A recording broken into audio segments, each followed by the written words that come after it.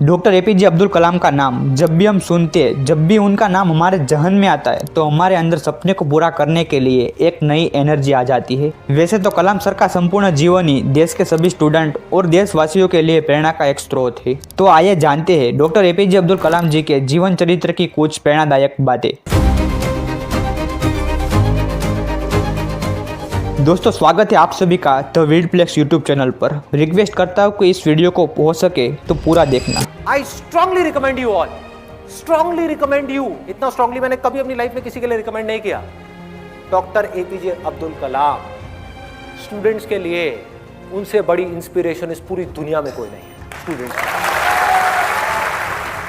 Doctor APJ Abdul Kalam का पूरा नाम अब्दुल पाकिर जैनुलाब्दीन अब्दुल कलाम था। उनका जन्म तमिलनाडु राज्य के रामेश्वर में धनुषकोटी गांव के एक मुस्लिम परिवार में 15 अक्टूबर 1931 को हुआ था। इनके पिता जो नाविक थे और इनकी मां गृहिणी थी। अब्दुल कलाम ने अपनी प्रारंभिक शिक्षा रामेश्वर से ही प्राप्त की थी। इन्होंने कॉलेज से भौतिक विज्ञान में डिग्री प्राप्त की थी और मद्रास इंस्टीट्यूट ऑफ टेक्नोलॉजी से इंजीनियरिंग की डिग्री प्राप्त की थी। परिवार की आर्थिक स्थिति सही न होने के कारण सिर्फ 10 साल की एज में अखबार भी बेचना पड़ता था। कलाम सर की बोली हुई हर एक बात दुनिया के लिए एक सीख है, लेकिन प्रेसिडेंट बनना यह रास्ता इतना आसान नहीं था।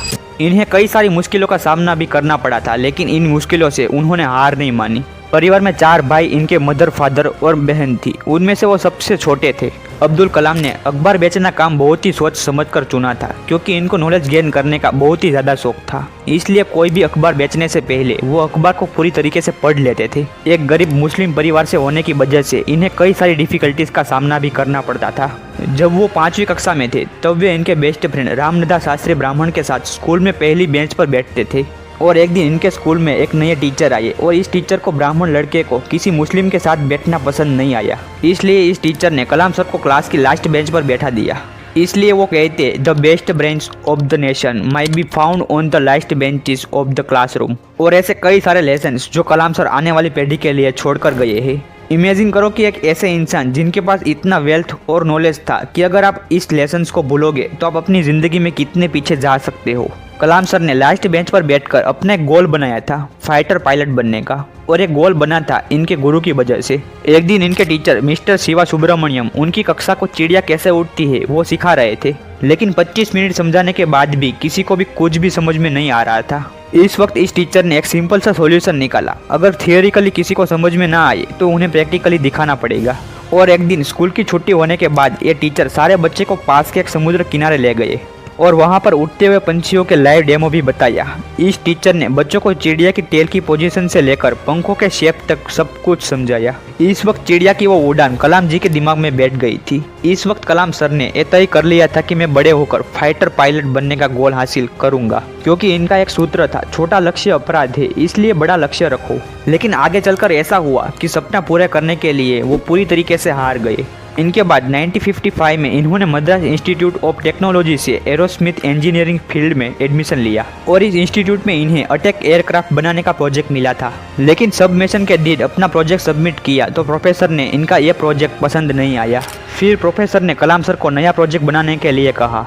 अब अगर नया प्रोजेक्ट बनाना हो तो कम से कम 1 महीना तो लगेगा ही। यह सोचकर कलाम जी ने प्रोफेसर से 1 महीने का समय मांगा, लेकिन इन्हें किसी भी प्रोफेसर ने 1 महीने का समय नहीं दिया और इनके प्रोफेसर ने साफ मना कर दिया और कहा कि 3 दिन है तुम्हारे पास। इस 3 दिन में मुझे नया प्रोजेक्ट बना कर दो, वरना तुम्हारी स्कॉलरशिप खत्म हो जाएगी। ये सुनकर ही कलाम सर के होश उड़ गए। स्कॉलरशिप खत्म हो जाने के डर से कलाम सर ने 3 दिन और रात इतनी मेहनत की कि इन्होंने प्रोजेक्ट प्रोफेसर को पूरा करके ही दिखाया। जब कलाम सर ने यह प्रोजेक्ट अपने प्रोफेसर को बताया तो इनके प्रोफेसर भी शॉक हो गए। प्रोफेसर ने कहा कि 3 दिन में प्रोजेक्ट बनाना इम्पॉसिबल था, फिर भी तुमने प्रोजेक्ट का काम पॉसिबल बनाया। आखिर इनकी इंजीनियरिंग खत्म होने के बाद अपना सपना पूरा करने का अवसर आया और आगे चलकर इंडियन एयरफोर्स ऑफ देहरादून द्वारा कलाम सर को इंटरव्यू के लिए बुलाया गया।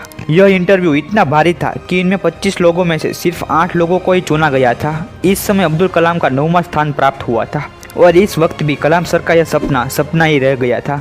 जब इनका इंडियन एयरफोर्स में सिलेक्शन नहीं हुआ तब इन्होंने 1958 में defence research and development organisation को ज्वाइन किया। इस डिफेंस में ज्वाइन होते ही कुछ साल बाद विक्रम साराभाई जी के इंडियन नेशनल कमेटी में फॉर स्पेस रिसर्च इनको स्पार में ज्वाइन कर दिया गया, जहां इनका पहला मिशन था इंडिया के पहले रॉकेट की उड़ान भरना। वैसे तो यह रॉकेट केरला के थुम्बा गांव से लॉन्च होने वाला था। इस पर अब्दुल कलाम ने कहा, we should not give up and we should not allow the problem to defence us. और गांव में एक पुराने शॉप को अपना वर्कशॉप बना दिया। इन्होंने रॉकेट को पूरी तरीके से बना दिया था, लेकिन यहाँ पर इनकी मुश्किलें खत्म नहीं हुई। रॉकेट के पार्ट्स को लॉन्च स्पेस तक ले जाने के लिए इनके पास कोई साधन नहीं था। इस वक्त इन्होंने सारे पार्ट्स को बैलगाड़ी और साइकिल की मदद से लॉन्च स्पेस तक पहुंचाया और इनके बाद 21 नवंबर 1963 में इस रॉकेट को लॉन्च करके इंडिया ने स्पेस की तरफ अपना पहला कदम रखा। लेकिन जिस मुकाम से अब्दुल कलाम का नाम मिसाइल मैन पड़ा था वो एक सक्सेस नहीं थी, बल्कि एक फेलियर से ही पड़ा था। और साइंटिस्ट के साथ साथ पीएम भी बनना कोई आसान तरीका नहीं था। तो doctor APJ Abdul Kalam was never the prime minister of India. He was the 11th president of India, serving from 2002 to 2007। और डॉक्टर एपीजे अब्दुल कलाम भारत को ताकतवर देश के रूप में देखना चाहते थे, क्योंकि इनको ये पता था कि चीन और पाकिस्तान जैसे देश हमारे पड़ोसी है। इनके साथ डॉक्टर एपीजे अब्दुल कलाम 2002 से लेकर 2007 तक भारत में 11वें राष्ट्रपति भी बने थे। डॉक्टर एपीजे अब्दुल कलाम भारत को हमेशा परमाणु संपन्न शक्ति के रूप में देखना चाहते थे। इन्होंने पृथ्वी और अग्नि जैसी मिसाइलों भी बनाया था। आज जो हम श्रेष्ठ जगह पर पूरी तरीके से सहमत है, सुरक्षात्मक है, वो सब कुछ कलाम सर जैसे बड़े नेताओं की वजह से है। 27 जुलाई 2015 को आईआईटी गुवाहाटी में विद्यार्थी को संबोधित करते समय कार्डियक अरेस्ट हुआ और वहां पर हमारे कलाम सर का शाम को 7:45 पर देहांत हो गया। और आखिर में इनके द्वारा दिए गए 5 सूत्रों को बोलकर हम इस वीडियो को विराम देते हैं। आई एम द बेस्ट, मैं सबसे अच्छा हूँ। आई कैन डू इट, मैं सब कुछ कर सकता हूँ। God is always with me, भगवान हमेशा मेरे साथ है। आई एम अ विनर, मैं एक विजेता हूँ। टुडे इज माई डे, आज का दिन वो मेरा दिन है। दोस्तों, मानता हूँ कि इस चैनल पर मेरा यह पहला वीडियो है, लेकिन मेरी ज़िंदगी का नहीं।